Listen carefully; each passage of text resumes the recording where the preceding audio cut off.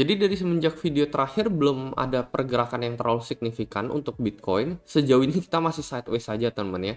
Dari tanggal 22 sampai tanggal 24 gitu. Jadi benar-benar belum so far sih so good gitu. Karena kita masih tetap ngehold Fibo 786 ini ya yang gue bicarakan terakhir. Jadi kita masih bisa ngehold di garis biru ini 786. So far so good. Ini memang adalah support untuk Bitcoin. Karena break dari support ini nggak akan begitu bagus untuk Bitcoin ya. Bisa mendatangkan bearish lanjutan pastinya. Gue sendiri belum buka posisi trade apapun lagi sejauh ini ya di BingX ini ya. Bagi kalian yang tertarik buka posisi ya, menurut kalian BTC kayaknya bakal naik atau turun, ini gue bisa saranin platform BingX ya. Mereka di sini ada fitur copy trade yang jarang ada di market yang lain. Menurut gue ini cocok banget buat pemula ya. Mereka di sini ada fitur copy trade. Kalian bisa cek sejarah trader masing-masing seperti apa. Sebulan terakhir profit rate-nya berapa, dalam 3 bulan terakhir apakah mereka konsisten profit atau tidak. Jadi menurut gue cocok banget buat pemula. Selain itu bagi kalian yang sibuk kerja, nggak sempat mantengin grafik setiap saat, fitur copy trade ini sangat berguna teman, karena kalau misalkan mereka buka posisi, kita bakalan keikutan, mereka tutup, kita juga bakalan keikutan.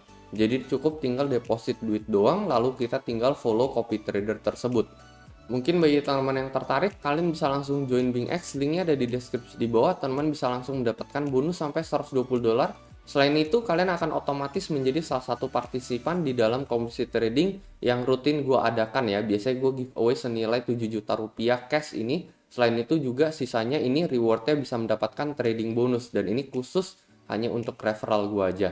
Selain itu khusus untuk referral yang menggunakan link gue, kalian akan mendapatkan bonus $20 kalau misalnya kalian deposit 100 USDT minimal di sini teman. Jadi untuk mendapatkan benefit-benefit tersebut ya, itu juga rutin gue adakan, nggak cuman sekali tetapi berulang kali ya, rutin biasanya tiap bulan. Kalian bisa langsung daftar aja menggunakan link khusus yang ada di deskripsi di bawah. Jadi sebenarnya apa yang bisa kita lihat ya dari apa yang terjadi dalam beberapa hari ini so far kita supportnya makin lama makin naik di sini ya. Jadi setiap kali Bitcoin turun meskipun sideways gitu ya, tetapi supportnya makin lama makin naik dia. Jadi meskipun Bitcoin turun, dia turunnya itu lebih tinggi dibandingkan yang sebelumnya dari yang tanggal 22 ini. 23 ini lebih tinggi dibanding 22, 24 ini juga lebih tinggi dibandingkan 23. Jadi nggak lama lagi menurut gue nih teman. Jadi sebentar lagi gitu ya, antara kita mau breakout, kita balik ke atas gitu ya, reversal ke area level 40.000 atas lagi, atau kita break ke bawah lagi gitu teman ya. Kalau misalkan ini 786 ini alias 39.500 ini nggak ngehold teman ya, menurut gue the next time BTC turun ya, apalagi dia break support yang sebelumnya di sini ya, yang di tanggal 23 April jam 11 siang. Ini kan artinya kita udah nggak lebih tinggi dibandingkan sebelumnya. Kalau misalnya kita turun di bawah level 39.300 ini, artinya ini udah cenderung bearish. Kalau misalnya kita turun di bawah level ini 39.300 ini bisa potentially termene kalau misalnya kita turun kembali ke area level 393, potentially breakdown gitu. Dan breakdown ini targetnya ini mungkin bisa mencapai ekor ini teman-teman ya. Ini yang selalu kita sentuh ya, support dari segitiga symmetrical triangle ini, yang ini adalah pola yang besarnya buat Bitcoin. Jadi bisa jadi kita next area menyentuh support dari symmetrical triangle ini yang berada di area level 35.000 teman-teman. Ini kalau misalnya kita ukur dari paling bawah ke paling atas, ini juga kurang lebih sentuh di area Fibo 1,618 ya, 35.800 ini. Dan ini ada di bagian support symmetrical triangle bagian bawah teman-teman ya. Kalau misalkan itu terjadi teman-teman. Nah kalau misalkan kita breakout teman-teman ya, untuk breakout level itu menurut gue minimal harus balik ke atas level 42.000, 43.000 ini teman-teman. Jadi 43.000 ini sebagai titik resist terkuat gitu ya, break dari level ini. Menurut gue possibly Bitcoin bisa menuju level 50.000. Jadi ini benar-benar penentuan gitu ya. Menurut gue dalam satu hari lagi akan ada temennya penentuan arah Bitcoin kira-kira bakal lebih dikonfirmasi bakalan kemana. Whether dikata bakalan break support dari level 39.300 ini, atau kita kembali breakout. Kalaupun breakout sebenarnya masih panjang banget teman jalannya, karena 42.000 ini nggak mungkin langsung satu strike daily candle gitu ya, pasti membutuhkan waktu beberapa hari lah teman, at least ya. Yang bikin gua paling exciting teman ya, paling tertarik adalah ketika gua melihat grafik satu minggunya untuk Bitcoin, karena sebentar lagi kita udah mau closing untuk tanggal 18 sampai tanggal 25 April.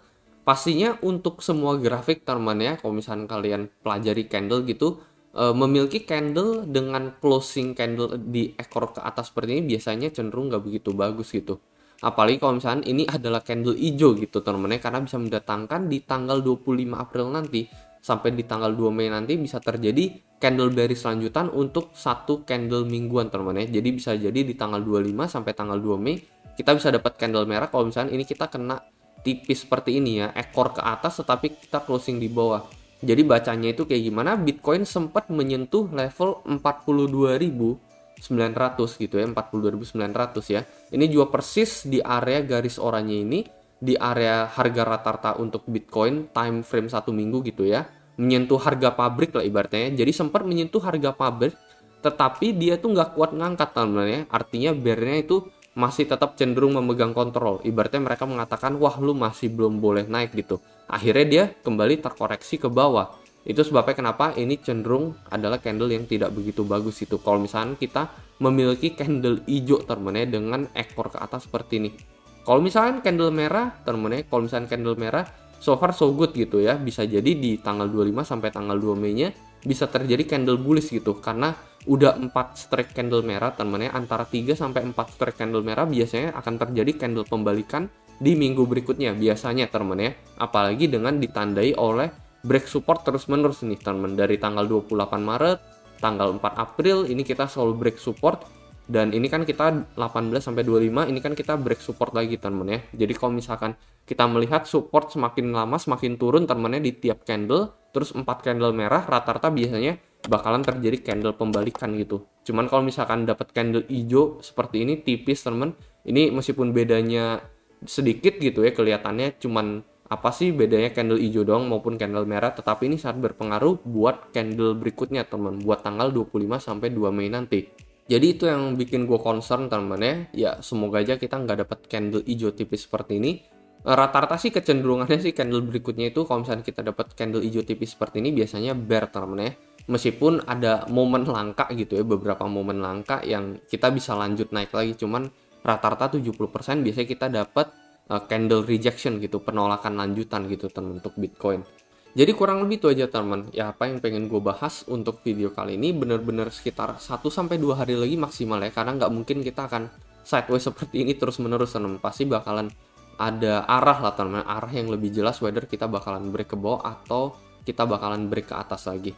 Jadi di sini ada support terakhir 786, break dari support ini pastinya ini cenderung nggak begitu bagus karena sell off itu bisa terjadi lagi sebesar tanggal 21 sampai 22 April di sini ya. Ini sell off-nya cepet banget, min berapa persen nih? Min 2, min 4%. Overall tuh sampai minus sekitar 8% teman-teman setelah kita pump gitu. Jadi ya kalau misalnya kita break lagi, ini maybe bisa terjadi gitu ya, hal yang sama mungkin teman-teman ya, sekitar 8%, 9% persis di area support bawah juga. Jadi itu aja teman-teman ya paling untuk video kali ini. Kalau menurut kalian gimana nih? Mungkin kalian bisa coba komentar di kolom komentar di bawah. Dan seperti biasa, sampai jumpa di next video.